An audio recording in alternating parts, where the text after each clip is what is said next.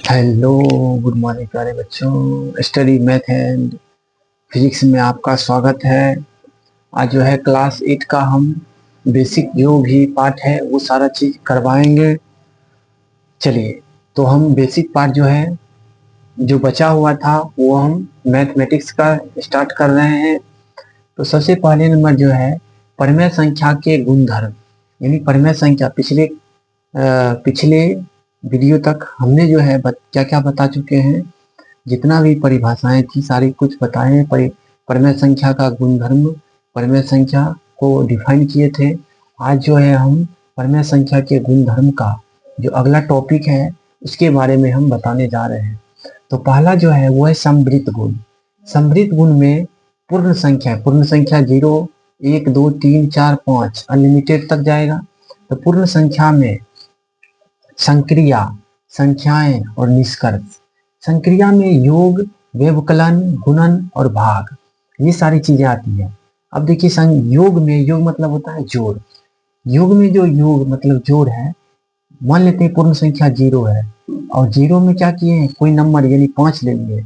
जब इस दोनों को आपस में जोड़े हैं तो 0 में 5 जोड़े हैं तो कितना आया है, 5 के बराबर आ गया है। इससे क्या निष्कर्ष निकलता है? निष्कर्ष ये निकलता है कि पूर्ण संख्या जो है समवृत्त गुण में योग के नियम में वो लागू हो जाती है। उसी तरह से व्यवकलन है।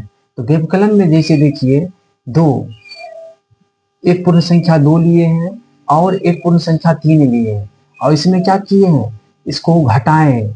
व्यवकलन मतलब होता है घटाव। क्या होता है? घटाव। इसका मतलब होता है जोड़, इसका मतलब होता है गुना, इसका मतलब होता है भाग। ये ले लिया गया है। यानी 2 में 3 घटाया गया है तो -1 आया है। 2 रुपया कमाता है और 3 रुपया वो खर्च करता है, 1 रुपया क्या होगा, माइनस में ही होगा। तो माइनस में आ गया है। तो क्या है, -1 जो है पूर्ण संख्या है? नहीं है। तो समवृत्त के गुण में व्यवकलन का नियम जो है ये लागू नहीं होती है। उसी तरह से गुणन में 3 एक पूर्ण संख्या है, 4 भी एक पूर्ण संख्या। गुणन मतलब गुना, यानी 3 और 4 को गुना किया गया है तो कितना आ गया है, 12। क्या 12 एक पूर्ण संख्या है या नहीं है? हाँ, बिल्कुल 12 एक पूर्ण संख्या है। इसलिए ये क्या हो जाएगा, समवृत्त गुण जो है इसमें लागू हो जाएगी, क्योंकि 12 एक पूर्ण संख्या है। उसी तरह से भाग के नियम भाग के नियम में देखा जाए, 5 एक क्या है, 5 जो है एक पूर्ण संख्या है और 2 भी एक क्या है, पूर्ण संख्या है या नहीं है? पूर्ण संख्या है। जब इसको भाग दिए हैं तो क्या आया, 5/2, यानी 2.5 के करीब आ जाएगा। क्या 2.5 जो है 5/2 जो है क्या एक पूर्ण संख्या है? पूर्ण संख्या जो है भिन्न के रूप में या परिमेय संख्या के रूप में नहीं लिखा जा सकता है। इसलिए क्या हो जाएगा, समवृत्त गुण जो है पूर्ण संख्या यानी भाग के नियम में समवृत्त गुण जो होगा वो लागू नहीं होगी। चलिए, ये टॉपिक जो है कंप्लीट हो गई है। अब आता है नेक्स्ट नंबर है पूर्णांक संख्याएं। पूर्णांक संख्या में क्या यह लागू होती है या नहीं होती है, उसके बारे में जानते हैं। योग के नियम में जैसे यहाँ संख्या लिया गया है, संख्या मान लेते हैं, पूर्णांक संख्या में प्लस भी आता है और माइनस भी आता है। तो मान लेते हैं -3 एक पूर्णांक संख्या है और योग मतलब जोड़, -4 भी एक पूर्णांक संख्या लिए। तो -3 और -4 पहले जैसे, यानी पहले से -3 रुपया जो है वो क्या है, कर्ज में है। फिर जाकर के 4 रुपया और उस व्यक्ति से कर्ज ले लिए हैं तो कुल कितना कर्ज हो जाएगा, -7 के बराबर हो जाएगा। होगा या नहीं होगा? -7 जो है वो किसके बराबर आ गया है, पूर्णांक संख्या। -7 जो है वो क्या है, पूर्णांक संख्या है। इसलिए इससे क्या निष्कर्ष निकलता है कि समवृत्त गुण जो होगा इस पूर्णांक संख्या में योग के नियम में क्या होगा, ये लागू हो जाएगी। उसी तरह से व्यवकलन है। व्यवकलन का अर्थ होता है घटाव होता है। अब जैसे मान लेते हैं 4 एक पूर्णांक संख्या है और इसमें घटाना है, व्यवकलन मतलब होता है घटाव। और -3 एक पूर्णांक ले लिए तो क्या हो गया, 4, यहाँ पे 4 लिखेंगे और माइनस माइनस क्या होती है, प्लस होती है। तो 4 + 3 क्या हो गया, 7 हो गया। जब 7 आप प्राप्त हुआ है तो 7 भी क्या है, एक पूर्णांक संख्या है। इसलिए क्या हो जाएगा, समवृत्त गुण जो होगा व्यवकलन में क्या होगा, पूर्णांक संख्याओं के लिए वो लागू हो जाएगी। इसलिए इसमें ये टिक लग गई है। अब आता है गुणन के लिए। गुणन का अर्थ होता है गुणा। अब जैसे मान लेते हैं -3 गुना है और -7 है। -3 भी पूर्णांक है, -7 भी पूर्णांक है। जब इसको मल्टीप्लाई करेंगे या फिर गुना करेंगे तो क्या निकल के आ जाएगी, 3 सत्ते 21, यानी माइनस माइनस क्या होता है, प्लस के बराबर हो जाता है। तो 21 भी एक धनात्मक संख्या है, अर्थात ये क्या है, यह एक पूर्णांक संख्या है। तो इससे निष्कर्ष निकलता है इसमें समृद्ध गुण जो होती है वो लागू होती है। उसी तरह से भाग का देखा जाए तो भाग के लिए हम चेक करते हैं, 3 एक पूर्णांक संख्याएं हैं और भाग दे रहे हैं 7 में। इसका मीनिंग क्या हुआ कि 3/7 प्राप्त हुई है। और 3/7 जो है क्या यह पूर्णांक है? पूर्णांक संख्या जो होती है वो भिन्न के रूप में नहीं होती है, इसलिए इसे निष्कर्ष निकलता है कि यह एक क्या है, इसमें जो है समृद्ध गुण लागू नहीं होता है। तो ये कंसेप्ट जो है आप लोगों को क्लियर हो गया होगा। उसी तरह से आता है थर्ड नंबर में है वह है परमेय संख्याएं। परमेय संख्याएं क्या होती है? तो परमेय संख्या का अर्थ होता है जिसे P/Q के रूप में व्यक्त किया जाता है। P और Q क्या है? पूर्णांक है। Q जो है वो 0 के बराबर नहीं होनी चाहिए। तो संक्रिया ले लेते हैं, संख्या ले लिए हैं, निष्कर्ष, इससे क्या निष्कर्ष निकलता है? तो योग के लिए मान लेते हैं 2/3 एक परमेय संख्या है। योग मतलब जोड़, 3/4 भी एक परमेय संख्या है। अब देखिए इसका एलसीएम निकालेंगे तो कितना होगा, 12 हो जाएगा। 3 चौके 4 दूना 8, 4 तिहाई 12, 3 तिहाई 9। जब इस दोनों का योग किए हैं तो कितना आ गया, 17/12। क्या 17/12 एक परमेय संख्या है? बिल्कुल परमेय संख्या है। इसलिए इससे निष्कर्ष निकलता है इसमें समृद्ध गुण जो है वो लागू हो गई है। उसी तरह से व्यवकलन में देखा जाए घटाव में, मान लेते हैं 4/3 एक परमेय संख्या है, घटाव 1/3। अब जब इसको घटाएंगे तो कितना आ जाएगा, यानी एलसीएम निकालेंगे तो कितना हो जाएगा, 3, 4 में से -1 गया, 3/3 कट गया तो कितना बचा, 1। 1/1 भी क्या है, एक परमेय संख्या है। तो इसमें क्या होगा, ये गुण जो है बिल्कुल ही लागू हो जाएगी। उसी तरह से गुणन के लिए है। अब गुणन के लिए हम चेक करते हैं, मान लेते हैं 4/6 एक क्या है, परमेय संख्या है, गुना 3/7 एक परमेय संख्या है। अब देखिए 3 कम 3 और 3 दूना 6, कितना बचेगा, ऊपर 4 बच गया है यानी अंश के जगह पे, और हर में क्या बच गया, 7 दूना 14, यानी 4/12 जो है ये क्या हो जाएगा, ये जो है पूर्णांक संख्या के लिए ये लागू हो जाएगी। साथ ही साथ क्या है, समृद्ध गुण जो है इसमें लागू हो जाएगी, इसलिए इसमें टिक लगा दिया गया है। उसी तरह से भाग के लिए भी चेक करना है, तो 2/7 भाग 1/7 है। अब देखिए यहाँ पे ये दोनों क्या है, परमेय संख्याएं। 2/7 गुना में, भाग को गुना में जब चेंज की जाती है तो उसका अंश और हर जो है, हर अंश के जगह पे और हर जो है अंश के जगह पे, ये दोनों आपस में क्या कन्वर्ट हो जाती है। तो क्या हो जाएगा, जब इसे कैंसिल आउट किया जाएगा तो 2/1 के रूप में आ जाएगा। क्या यह परमेय संख्या है कि नहीं है? बिल्कुल है, यह परमेय संख्या है। इसलिए ये गुणधर्म इसमें जो है योग में भी, व्यवकलन में भी और गुणन में भी, साथ ही साथ भाग में भी, यानी चारों में ये जो है टिक लग गई है। इससे निष्कर्ष निकलता है कि चारों को ये फॉलो कर रहा है। तो इस तरह से ये निकल गई है। अब आता है, तो ये गुणधर्म जो है आप लोगों को कंप्लीट होगी। उसी तरह से हम आते हैं, अगला जो गुणधर्म है वह है क्रम विनिमय गुण। क्रम विनिमय गुण क्या कहता है, कहता है यानी योग के लिए कि ए में बी को जोड़े और बराबर बी को ए में जोड़े। इसका मतलब हुआ है कि मान लेते हैं ए बराबर 2 है और बी बराबर 3 है, तो ए को यानी 2 और 3 को जोड़ेंगे तब भी 5 आएगा, 3 और 2 को जोड़ेंगे तब भी 5 आएगा। तो योग के नियम को ये सिंप्लीफाई कर रहा है। तो उसी तरह से देखिए यहाँ पे पूर्ण संख्याओं के लिए लेते हैं, जैसे संक्रिया में ये जैसे पीछे भी लिए हैं उसी तरह से इसमें भी ले रहे हैं, यानी संक्रिया की संख्या है, निष्कर्ष क्या निकलता है। योग के लिए लेते हैं तो पूर्ण संख्या में आप 2 लिए हैं और 3 लिए, दोनों को जोड़ दिए हैं, तो ए का मान दे रहा है, ये बी का मान दे रहा है, फिर ये बी का मान दे रहा है, ए का मान दे रहा है। 2 और 3 जोड़ेंगे तो 5 आएगा, 3 और 2 जोड़ेंगे तो कितना आ जाएगा, 5 आ जाएगा। क्या यह निष्कर्ष जो निकला है, क्या पूर्ण संख्या प्राप्त हुई है कि नहीं हुई है? तो इससे निष्कर्ष निकला है कि ये जो है पूर्ण संख्या प्राप्त हो गई है। उसी तरह से व्यवकलन के लिए, यानी दोनों इक्वल होना चाहिए, दोनों क्या हो गया, बराबर हो गया, इसीलिए इसमें लागू है। अब व्यवकलन के लिए चेक करते हैं, 2 में 3 को घटाते हैं, यानी a बराबर 2 है या b बराबर 3 है। फिर देखिए b माइनस ए मतलब क्या है, 3 माइनस 2। जब इसको 2 में से 3 घटाएं तो -1 आ जाएगा, 3 में से 2 को घटाएंगे तो 1 आ जाएगा। क्या कभी -1 जो है 1 के बराबर हो सकता है? बिल्कुल नहीं होगा। तो ये क्या हो जाएगा, ये इससे निष्कर्ष निकलता है कि व्यवकलन में क्रमविनिमय गुण जो है लागू नहीं होगी। उसी तरह से गुणन के लिए चेक किया जाए, a बराबर 2 है और b बराबर 3 है, तो 2 गुने 3 6 आ गया। b का मान 3 है, a का मान 2 है। जब दोनों इंटरचेंज कर दिया गया, प्लेस यानी स्थान को इंटरचेंज कर दिया गया, 3 गुने 2 है तो कितना मान आया, 6 बराबर 6 आ गया। इससे क्या निष्कर्ष निकलता है, इसमें ये लागू हो गई है। फिर भाग के लिए चेक करते हैं, 2 भाग 3 है बराबर 3 भाग 2 है, यानी a और b का मान दे रहा है। दोनों का स्थान जो है रिप्लेस कर दिया गया है, तो रिप्लेस करने के बाद देखिए 2/3 हो जाएगा और ये 3/2 हो जाएगा। क्या कभी 2/3 जो है 3/2 के बराबर होगा?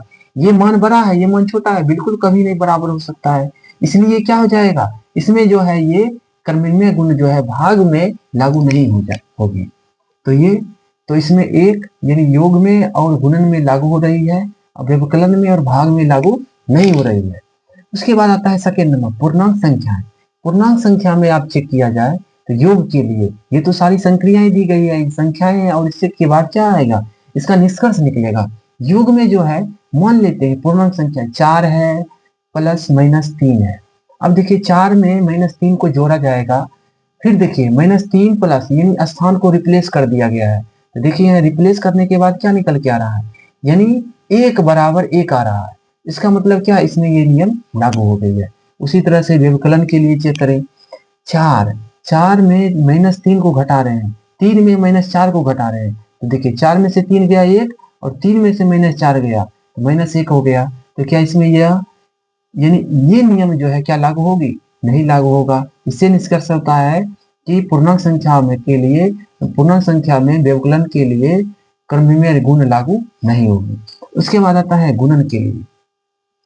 गुणन के लिए अगर चेक किया जाए, -4 गुने 3, अब इसका स्थान रिप्लेस करते हैं तो 3 गुने -4, तो जब इसको गुना करेंगे कितना आएगा, 4 3 12, और ये माइनस है तो माइनस लग ही जाएगा, 3 चौके 12 तो माइनस क्या हो जाएगा 12।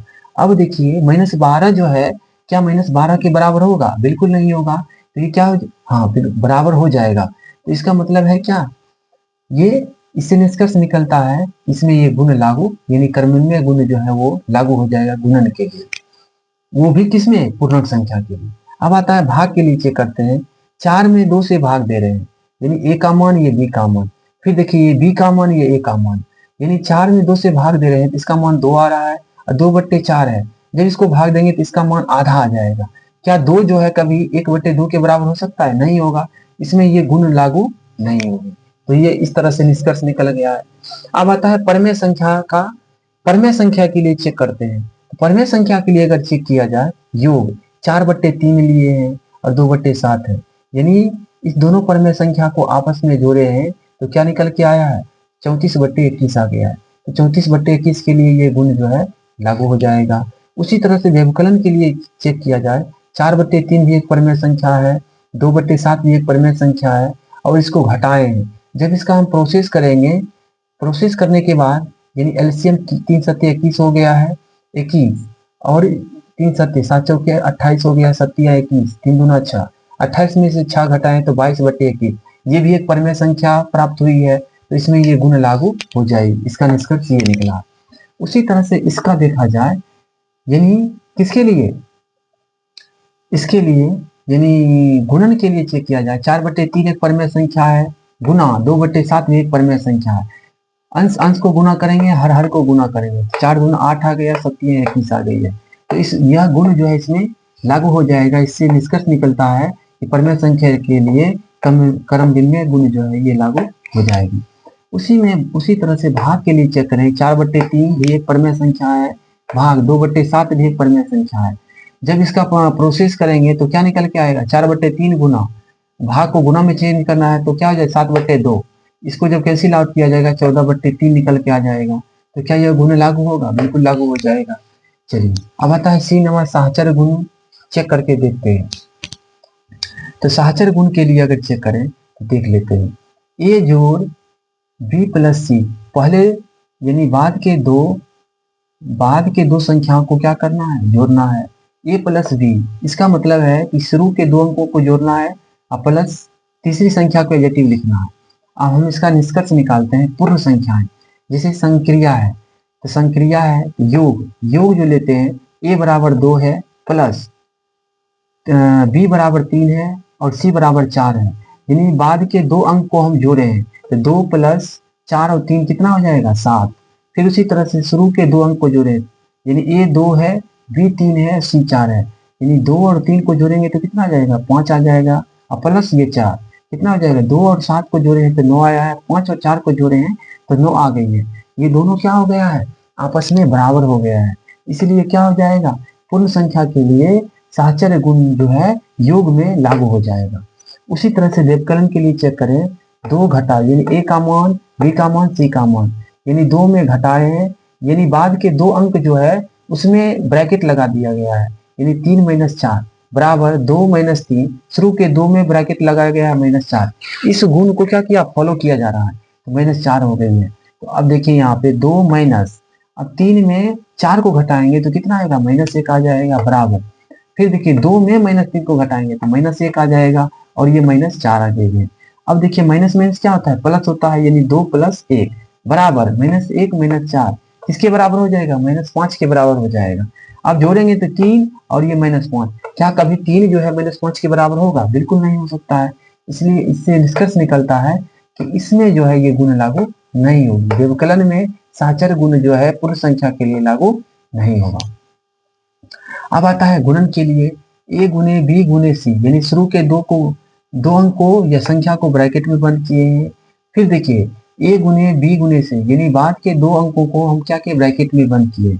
अब मान लेते ए बराबर 2 है, बी बराबर 3 है, सी बराबर 4 है, यानी 2 गुने 3 गुने 4, फिर 2 गुने 3 गुने 4 ब्रैकेट क्लोज।